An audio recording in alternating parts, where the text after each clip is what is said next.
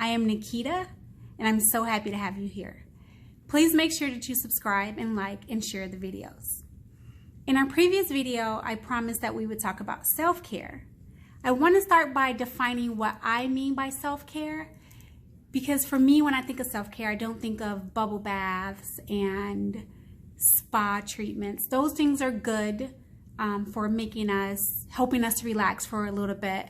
But when I think about self-care, I think about more impactful things. An example would be therapy, going to a therapist. And I am on a campaign to, along with several others, to destigmatize the thought of going to a therapist as a negative thing, or that something is innately wrong with you. And that's not what it necessarily means. It often means that you have some thing that you want to work through and could use some outside help to help you navigate through whatever it is that's going on.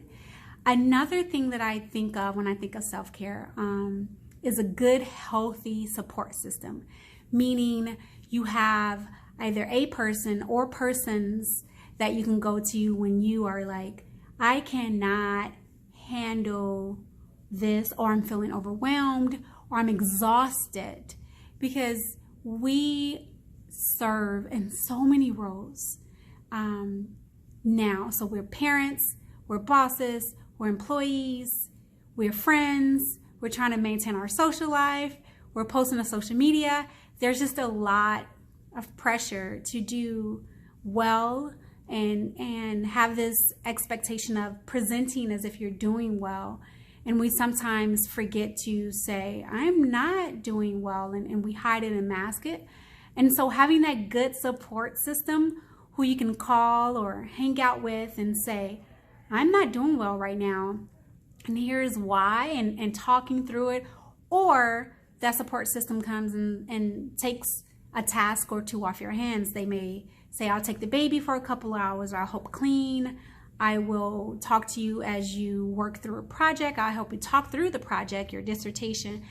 Whatever it is that you need, having other people to support you, guide you, be there for you during those difficult times. Those are things that I think of when I think of self-care.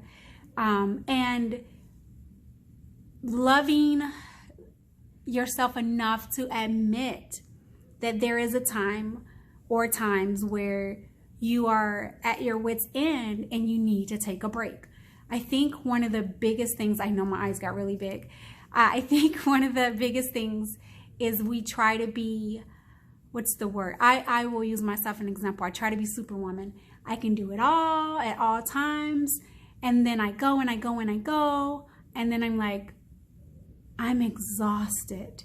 When I can, and it's to the point where my body is crashing. It's not where I'm like, oh, I've done a lot this week, I should take a break. I rarely do that. So as I'm sharing about self-care, trust me, it's something that I struggle with as well, and that I'm working on and trying to improve on. I would love to hear about your self-care techniques.